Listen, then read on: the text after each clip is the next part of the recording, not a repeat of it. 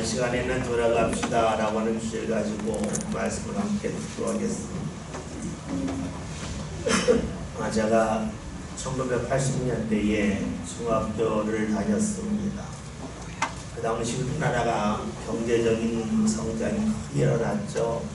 평균 10% 이상 성장을 했습니다. 1년, 2년 지나면 우리가 지니고 있는 물건이 달라졌어요. 중학교 때 되었더니 친구들이 전자계산기라고 하는 걸 갖고 다녔어요. 얼마나 신기했는지 모릅니다. 복잡하게 서로 계산할 필요 없고 그냥 몇 번 두들기면 계산도 정확하고 빨리 되었습니다. 그래서 친구들이 이런 이야기 했습니다. 야, 뭐하러 수학 배우냐? 계산기가 있는데 수학 배울 필요 없다 하는 이야기를 자주 했습니다. 저는 그 말을 듣고 전적으로 동감했습니다. 직접 손으로 계산하는 것보다 계산기로 하는 것이 더 정확하고 빨랐기 때문입니다. 그런데 제가 고등학교 때 가서 수학을 배우면서 그런 생각이 완전히 달라졌습니다. 고등학교 1학년 때로 기억합니다. 수학 시간에 수열을 배웠습니다. 수열은 간단하면 이런 겁니다. 1부터 10까지 더하면 합이 얼마냐는 거죠. 이거를 계산할 때에 1 더하기 2는 3, 3 더하기 3은 6, 6 더하기 4는 10 이렇게 순서적으로 하는 친구가 있습니다. 저는 조금 생각을 달리 했어요.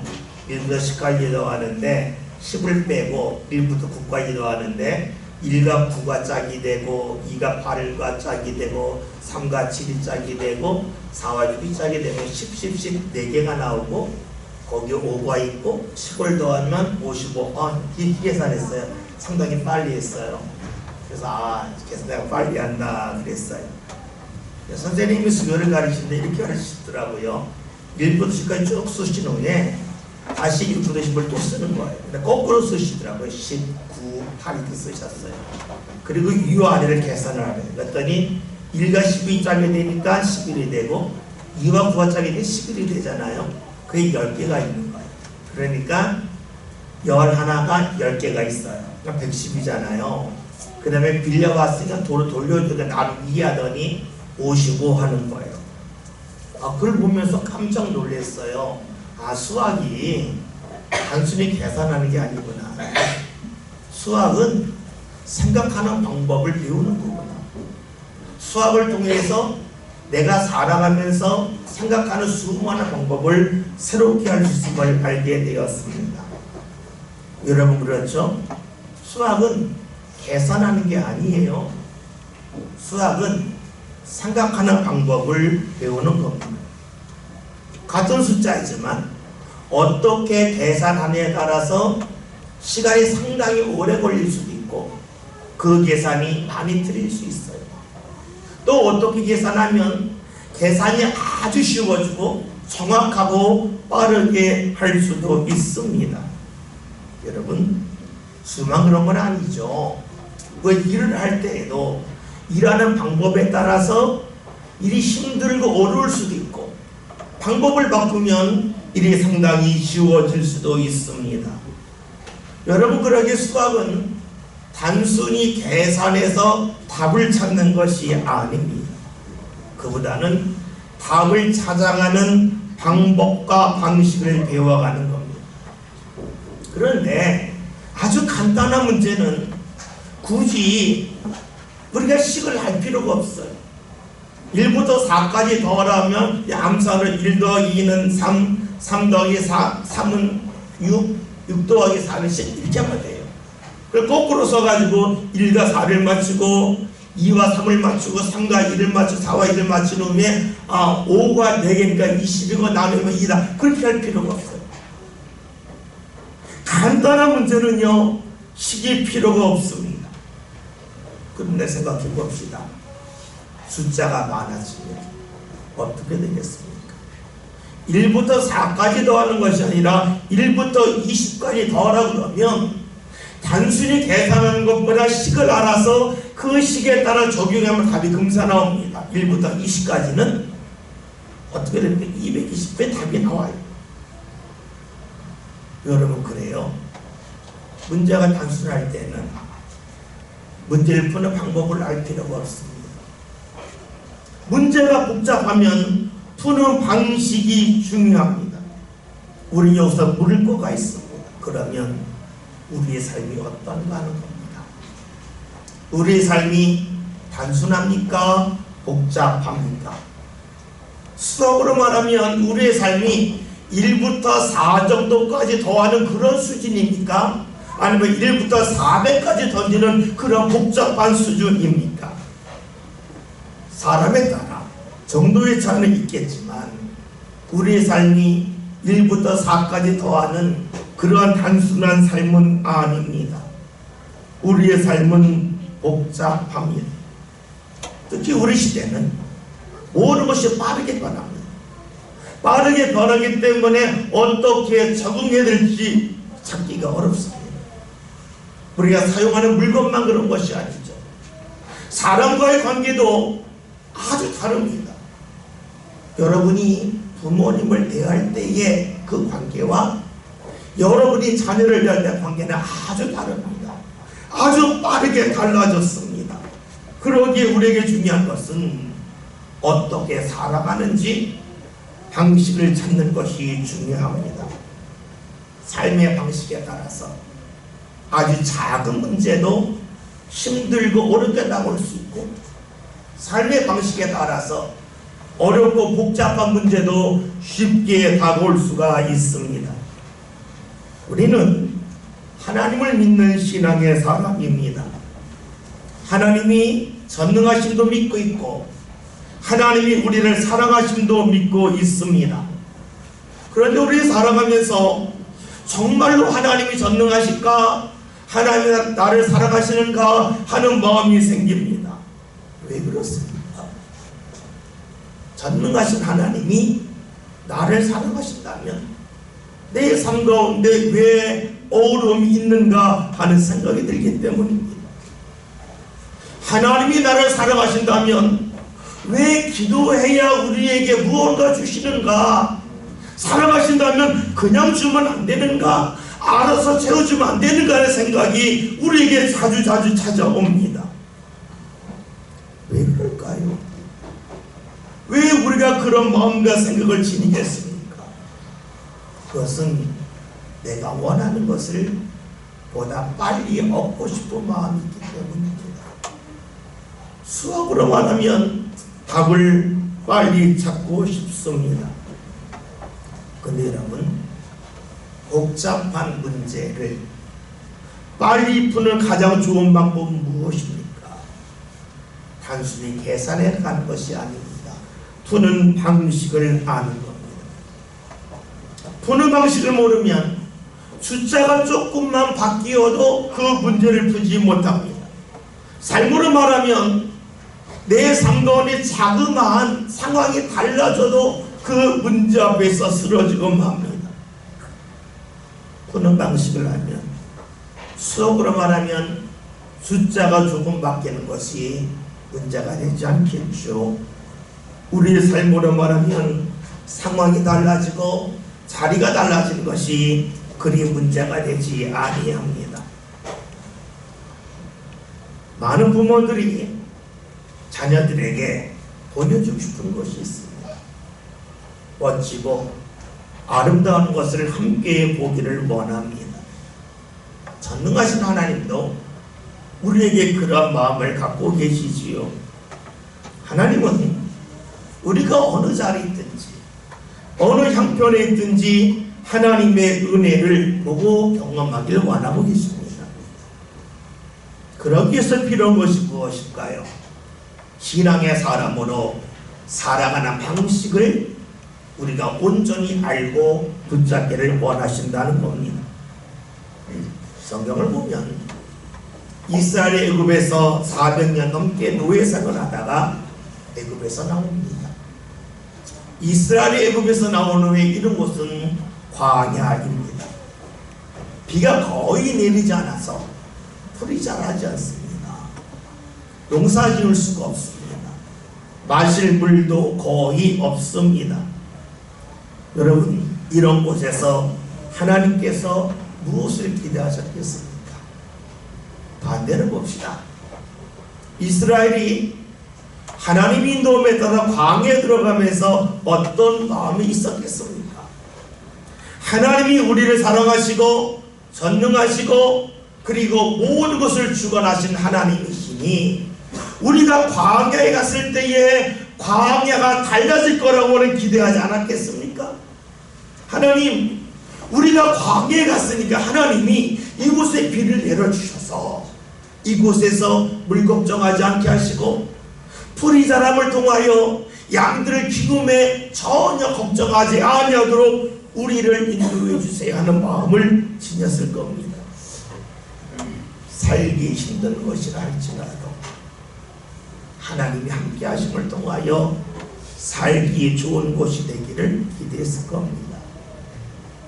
사실 우리도 그런 마음 갖고 교회 오지 않습니까? 교회 오면서 어떤 마음이 있습니까? 하나님, 제 삶이 가물었는데 제 삶 가운데 은혜의 담비를 내려주세요. 제 삶이 지금 어두운데 제 삶이 밝고 환하게 바꾸게 해주세요 라고 하는 기대 속에서 교회 옵니다. 그런데 교회 와도 똑같은 거예요. 마치 이스라엘 사람들이 광야에 갔을 때에 여전히 비가 내리지 않았던 것처럼, 여전히 햇볕이 강렬하게 내리졌던 것처럼 오늘 우리가 교회 나온다 한들 환경이 전혀 달라지지 아니합니다. 그래서 많은 이들이 교회에 나왔다가 실망을 하고 신앙생활을 멈추기도 합니다. 그리고 그 실망 속에서 나 자신을 관리하기보다는 왜 나에게 변화를 주지 않냐고 하나님을 향하여 원망하지요. 이스라엘도 그랬습니다. 하나님을 믿고 하나님을 따라서 광야에 가면 광야가 달라질 줄 알았어요. 그런데 광야는 달라지지 않습니다. 광야는 여전히 광야였습니다. 낮에는 너무나 더웠습니다. 밤에는 너무나 추웠습니다. 먹을 것도 그리고 마실 물도 찾을 수 없었습니다.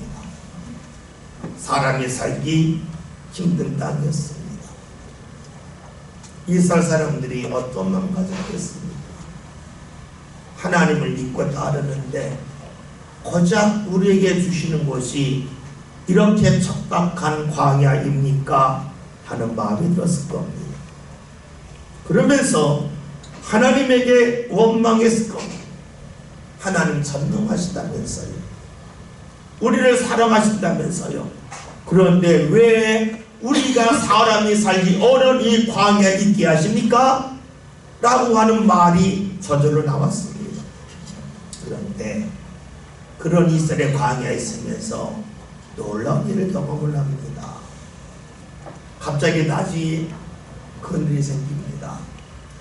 하나님께서 구름 기둥으로 이스라엘 인도하시면서 그늘을 만들어 주셨습니다.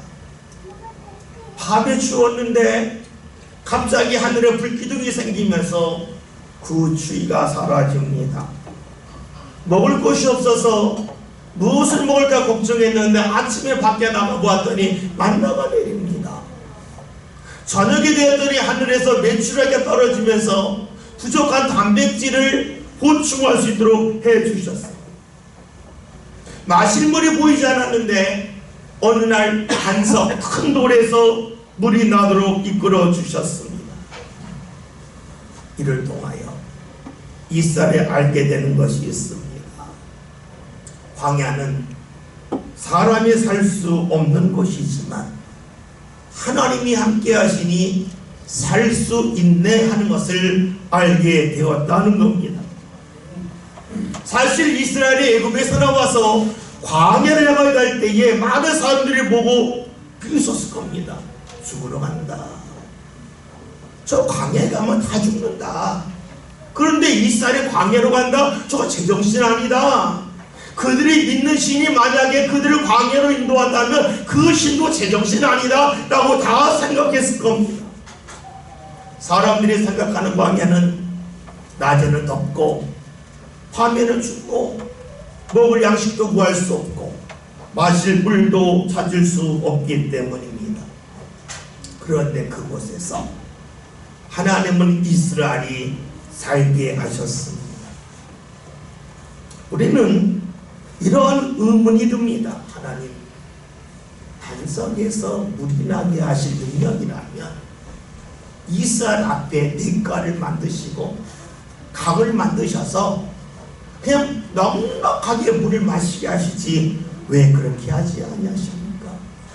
하나님, 반석에서 물이 나게 하실 능력은 있지만 시내를 만드실 만한 능력은 부족한 것 아닙니까? 라고 생각할 수 있습니다. 왜 그런 물음이 생길까요? 그기는 우리가 답을 찾기 때문입니다. 그런데 하나님이 우리에게 원하시는 것은 그런 것이 아닙니다. 하나님은 광야라고 하는 어둠 속에 있을 때에 문제 해결하는 답을 찾기를 원하신 게 아니라 답을 찾아가는 방식을 알기를 원하셨습니다. 답을 주시려면 어려움이 없게 하셔야 됩니다. 그런데 하나님은 답이 아니라 살아가는 방식을 알기를 원하셨기 때문에 그들에게 여전히 계속해서 어려움이 남게 하셨습니다. 어려움의 자리에서도 하나님이 인도하신다고 하는 것을 그들이 알고 경험하기를 원하셨기 때문입니다. 그것이 무엇입니까? 힘든 자리에서도 하나님을 믿으라 하는 겁니다.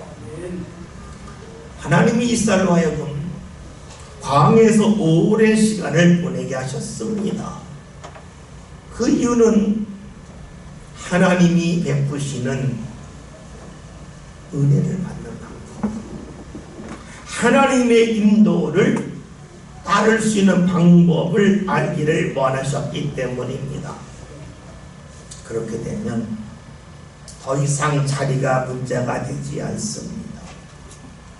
광야에서도 사람들이 살 수 없다고 포기하는 그 자리에서도 하나님의 인도하신 것에 살아갈 수 있다면 더 이상 자리가 문제가 되지 않습니다. 만나는 사람도 문제가 되지 않습니다. 그곳에서도 하나님의 은혜가 있기 때문입니다. 생각해 봅시다. 여러분들이 휴가가 되면 좀 멋진 곳에 가고 싶은 그 마음이 있습니다. 세상에서 가장 멋진 것 중에 하나가 북극에 가서 밤하늘의 오로라를 보는 거라 합니다. 추운 북극 지방에 겨울에 가서 한밤에 오로라를 보면 너무너무 환상적이라 합니다. 여러분 봅시다. 하나님이 베푸신 은혜는 가장 추운 겨울에 그리고 추운 밤에 하늘에서 아름다움을 보게 하십니다. 만약에 내가 춥다고 가지 않는다면, 밤이라고 가지 않는다면 아름다움을 볼 수가 없겠죠. 그래요. 하나님은 우리 삶 가운데 어려움 속에서도 아름다움을 보게 하십니다. 달리 말하면 우리의 삶이 광야에 있다 할지라도 그 속에서 하나님이 베푸신 아름다움, 하나님이 이끄시는 인도하심을 우리가 보고 하나님을 가까이 하는 삶의 방식이 삶 가운데 자리 잡기를 원하고 계십니다. 간혹 신앙생활을 보면 이런 질문을 받게 됩니다. 하나님이 우리를 사랑하시는데 왜 기도해야만 주십니까? 이것은 마치 부자가 가진 것이 많이 있는데 가난한 사람이 와서 나 좀 도와주세요 도와주세요 하니까 그때 인심 베풀면서 도와주는 것 같지 않냐? 그런 하나님이라면 가진 자의 폭력을 행사하는 것 같지 않냐고 말하고 주장하는 이들도 있습니다. 그런데 그런 질문을 왜 합니까? 답을 답을 차지하기 때문입니다. 식을 찾지 않기 때문입니다. 여러분, 문제가 단순하다면 식이 필요하지 않아요. 문제가 복잡할수록 식이 필요하고 식을 알아야만 합니다. 우리의 삶은 복잡합니다. 단순하지 않습니다. 그러기에 우리의 삶에 식이 필요합니다. 그 식은 하나님을 찾는 겁니다. 그래서 광야와 같은 곳에 있다 할지라도 들어가지 않고 그 속에서도 살아가는 것입니다. 하나님은 이스라엘의 자리에 매달리지 않기를 원하셨습니다. 자리에 매달리지 아니한다면 갈 수 있는 자리가 늘어나는 겁니다. 자리에 매달리면 갈 수 있는 자리가 결코 늘어나지 않습니다. 하나님은 이스라엘로 하여금 삶의 자리가 확대되기를 원하셨습니다. 확대된다고 하는 것은 광야와 같이 살기 힘든 곳도 괜찮다는 거예요. 하나님이 함께하지 않는다면 광야는 문제가 되지만 하나님이 함께 하신다면 광야로 문제가 되지 않는다. 그러니까 삶 가운데 광야와 같은 곳이 있다 할지라도 그곳에 가기를 두려워하지 말라는 거죠. 때로는 광야 같은 일이 찾아온다 할지라도 두려워하지 말라는 겁니다. 사실 이것이 신앙입니다. 신앙은 자기 포기고 자기 주장이 사라지는 겁니다. 안 믿는 사람들이 이렇게 말할 때가 있어요. 교회 가면 자기 주장을 버리라고 말하는데 그건 내 없이 살라는 건가? 어떻게 사람이 자기 생각 없이 살라고 그러나? 교회 나가면 자기 생각을 버리라고 그러는데 그러면 사람을 바보 만드는 거 아니냐라고 묻기도 합니다. 그런데 이런 물음은 머리에서 나오는 겁니다. 자기를 포기한다는 건 이런 거죠. 광야는 낮에는 춥고 낮에는 덥고 밤에는 춥고 먹을 것도 없고 물도 없으니 살 수 없어. 가면 안 돼 하는 것이 사람의 주장입니다. 그런데 하나님이 함께 하셨더니 낮에는 덥고 밤에는 춥고 먹을 것도 없고 물도 없는데 살 수 있네. 내가 맨 처음에 갈 수 없다고 했던 내 주장이 틀렸네 하는 것을 안고 믿는 것이 바로 신앙입니다. 여러분, 신앙은 하나님 앞에서 내가 계획했던 것이, 내가 판단했던 것이 하찮기 때문에 내세울 수 없음을 아는 겁니다. 하나님이 개입하기 전에는, 하나님이 함께하기 전에는 광야는 가면 안 되었는데 하나님 함께 하시니 광야는 괜찮아. 내가 예전에 광야는 안 된다고 했는데 그런 내 주장이 잘못됐어 하는 것을 발견하는 것이 신앙입니다. 그러하기에, 그런 하나님을 경험하였기에 하나님 앞에서 내가 없어지는 거죠. 그것이 우리의 신앙입니다. 하나님이 이스라엘로 하여금 광야를 지나게 하셨습니다. 그것은 하나님을 믿고 따르는 삶의 방식이 이스라엘 삶 가운데 자리 잡기를 원하셨기 때문입니다. 그런데 이스라엘이 그렇게 하지 않습니다.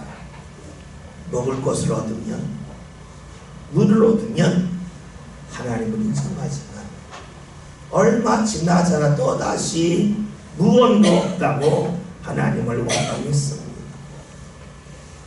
내 눈에 먹을 것이 안 보인다고 원망하고 내 눈에 마실 물이 보이지 않는다고 원망했습니다. 다시 말하면 자기 눈에 보이는 대로 판단합니다. 그러다 보았더니 주의 말씀을 듣지 않습니다. 이것이 끊임없이 반복되죠. 이런 이스라엘을 하나님이 어떻게 하시는가? 17절의 말씀 봅니다.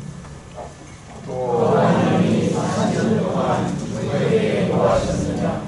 그의 시체가 광야에 엎드러진 동일한 자들에게가 아니냐? 아멘. 말씀을 보면 하나님이 노하셨다는 겁니다. 하나님을 의지하는 가운데 살 수 없다고 여겼던 광야에서 사는 일을 경험했음에도 불구하고, 자기 생각을 뛰어넘는 하나님의 은혜를 경험했음에도 불구하고 여전히 하나님 앞에서 자기들의 생각을 주장했기 때문입니다. 그러니 말씀을 듣지 않습니다. 은혜를 받을수록, 하나님을 경험할수록 내가 별것 아닙니다, 나를 주장할 필요가 없습니다 하는 그런 모습으로 이어져야 되는데, 여전히 하나님 왜 이런 곳에 우리를 있게 하십니까 하면서 불평했다는 거죠. 우리가 잘 아는 이야기 중에 이런 이야기가 있죠. 햇볕이 비치는데 얼음에 비추면 딱딱했던 얼음이 녹아서 부드러운 물이 되죠. 반면에 햇볕이 부드러운 진흙에 비추면 습기가 사라지고 딱딱한 흙이 됩니다. 벽돌처럼 딱딱해집니다. 여러분, 똑같이 햇볕을 받았는데 딱딱했던 얼음이 물처럼 부드러워질 수 있고, 부드러웠던 진흙이 딱딱한 벽돌로 바뀔 수 있습니다. 이스라엘은 무엇이었습니까? 그들은 얼음이 아니었습니다. 진흙이었습니다. 하나님의 은혜를 받을수록 자기들의 생각이 녹아져야 되는데 녹아지지 않고, 눈에 보이는 대로 이것이 왜 없습니까? 왜 이것이 부족합니까? 하면서 늘 입에서 불평을 했습니다. 자기 주장이 더욱더 강해졌습니다. 다시 말하면 하나님의 은혜를 경험했음에도 불구하고 삶의 방식이 바뀌지 않습니다. 삶의 방식이 바뀌지 아니하니 새로운 곳에 들어갈 수 없습니다. 그래서 광야에서 죽습니다. 아마 예전에 시골 사신 분은 알 거예요. 부엌에 들어갈 때 그냥 슬리퍼 신고 들어가고 장화 신고 들어갔어요. 지금은 부엌이 집 안에 들어왔잖아요. 새로운 집이 생겼잖아요. 거기 들어갈 때에는 장화 신으면 안 돼요. 신발 신으면 안 돼요. 그런데 그 방식을 고수하면 새로운 집을 지어주고 새로운 부엌을 줘도 사용할 수 없는 거예요. 이스라엘이 그랬어요. 그래서 광야에서 죽습니다. 삶의 방식을 바꿨다면, 즉 살 수 없는 광야에서도 하나님이 함께 하시면 살 수 있는 곳이 된다는 것을 인정했으면 어떻게 되었을까요?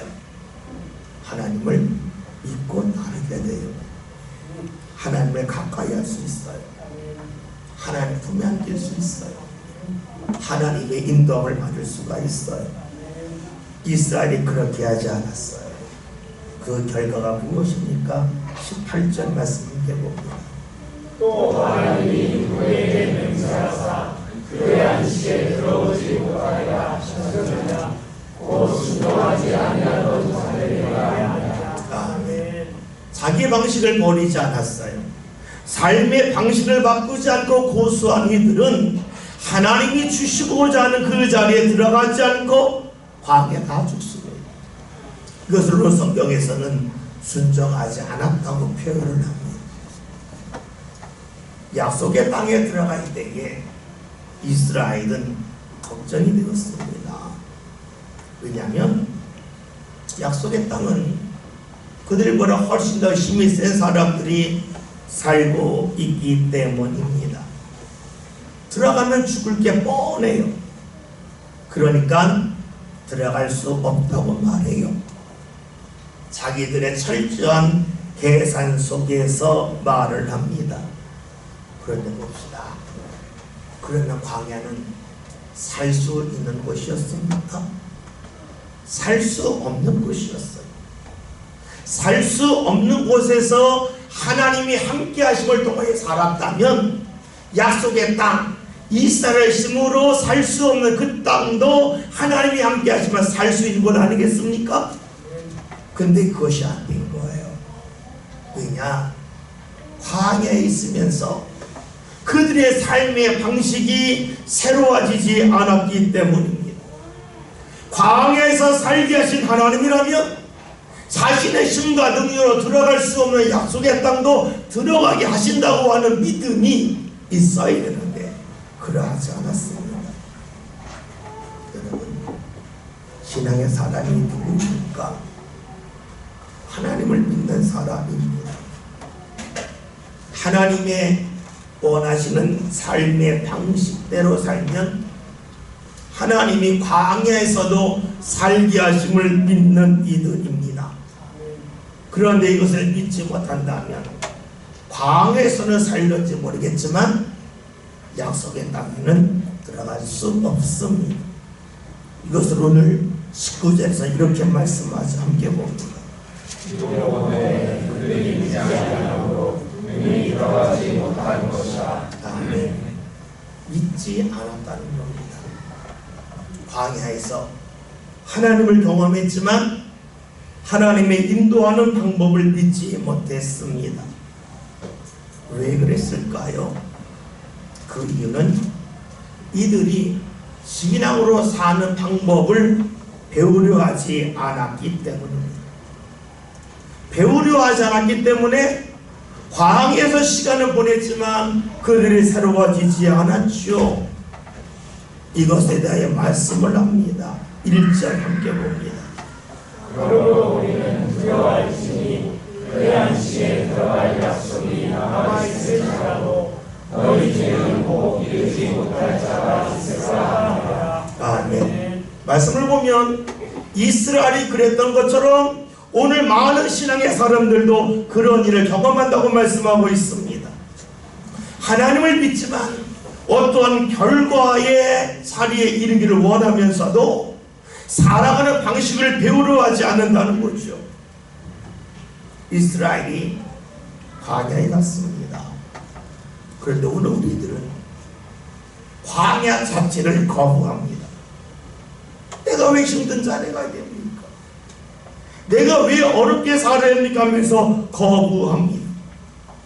그래서 광야라고 여기는 순간에 하나님이 함께 하신다 할지라도 하나님의 말씀이 분명하다 할지라도 이를 받아들이지 않습니다.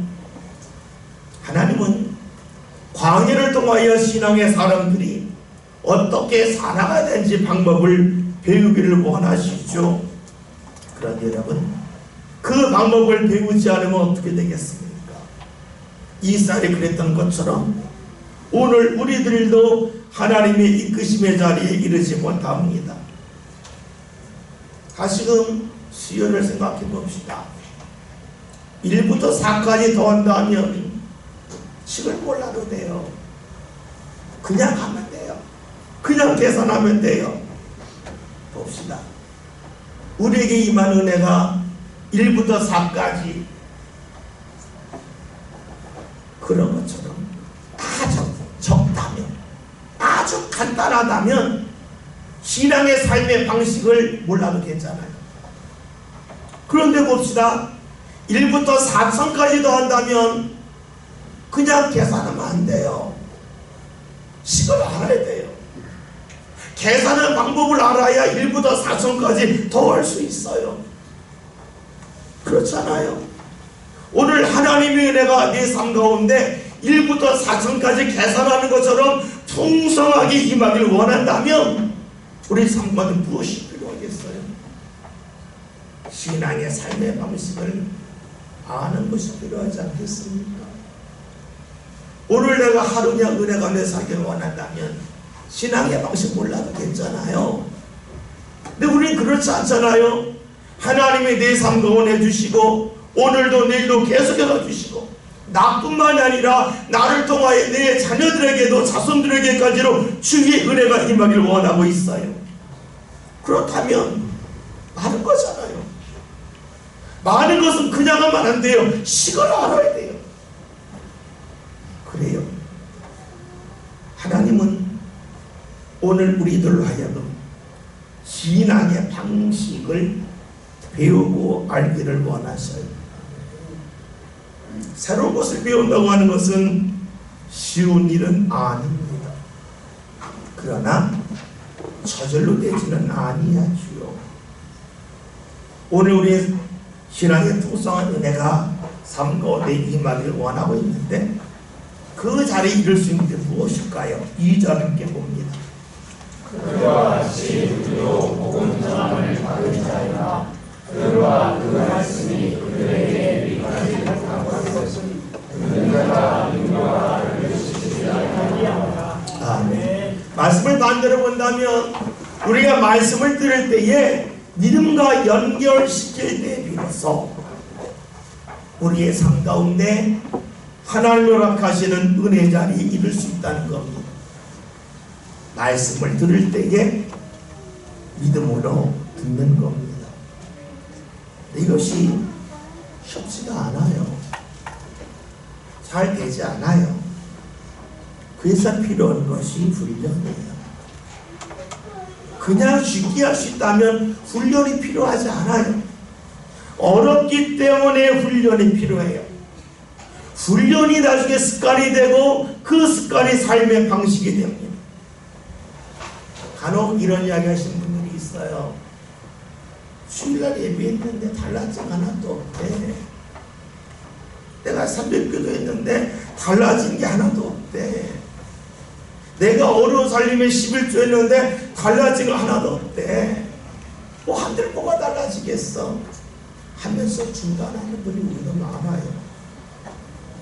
여러분 봅시다. 습관은 나도 모르게 자리 잡는 거예요.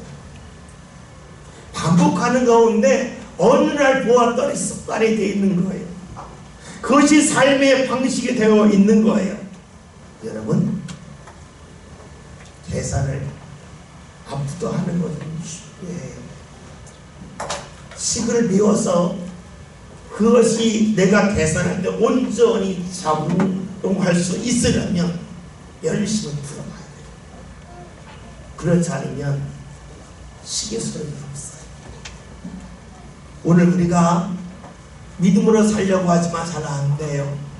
그래서 신앙의 훈련이 필요한 거예요. 하나님을 믿고자 하는데 내 마음속에서 자꾸 의심이 생기기 때문에 자꾸만 훈련하는 거예요. 그게 뭡니까? 예배하는 거예요. 기도하는 거예요. 찬송하는 거예요. 내가 예배하지 않았는데 믿음이 생겼다. 내가 기도하지 않는데 믿음이 생겼다. 그런 분이 있습니까? 아무도 없어. 믿음과 결부할 때에 주의 말씀을 들을 수 있고 주의 말씀을 붙잡을 수 있고 신앙의 삶의 습관이 됩니다. 그런 이들에게 어떤 일이 일어날까요? 3절 봅니다. 이미 믿는 우리들은 저 안식에 들어가는도다. 아멘. 우리가 주의 말씀을 믿을 때에 내가 광야에 있다 할지라도 하나님이 함께 하시면 이 광야에서도 살 수 있음을 믿고 나갈 때에 주님께서는 그런 삶의 방식을 지닌 우리들로 하여금 다른 곳으로 인도하셔서 약속의 땅에 들어가게 하시고 안식의 자리에 들어가게 하심을 알 수가 있습니다. 여러분, 우리는 하나님의 풍성한 은혜를 원합니다. 그 풍성한 은혜는 내 삶의 방식이 신앙의 방식이 달라질 때 온전히 받을 수 있습니다. 앞에서 언급했던 것처럼 1부터 4까지 더하는 것은 그런 방식을 몰라도 돼요. 4층까지 가면 방식을 알아야 돼요. 하나님의 풍요로운 은혜가 내 삶 가운데 임하기를 원한다면 삶의 방식, 신앙의 방식이 필요합니다. 그것이 바로 믿음입니다. 저와 여러분이 믿음으로 주님 앞에 나옵시다. 여러분, 믿음을 갖고 싶은데 믿음이 잘 생기지 않습니까? 그렇다면 우리의 믿음의 주여, 우리를 온전케 하신 인 예수를 바라보고 주의 이름을 부릅시다. 주의 이름을 부름을 통하여 주님이 함께 하심을 통하여 나에게 믿음을 부어주시는 그 은혜의 역사가 저와 여러분 삶 가운데 나타나시길 바랍니다. 오늘 말씀 제목에 돌아갑시다. 하나님은 우리로 하여금 은혜의 자리에 들어오라고 하십니다. 그런데 그 은혜의 자리는 풍요로운 자리입니다. 그러기에 신앙의 방식이 필요합니다. 믿음으로 주를 바라볼 필요가 있습니다. 믿음으로 말씀 들을 필요가 있습니다. 그리하여 저와 여러분이 주께 허락하신 은혜 자리에 마음껏 들어갑시다. 주의 말씀을 믿음과 결부시켜서 은혜 자리에 마음껏 들어갈 수 있는 저와 여러분 다 될 수 있기를 주의 이름으로 기원 드립니다. 살아계신 하나님, 오늘 저희들이 주께서 허락하시는 풍성한 은혜의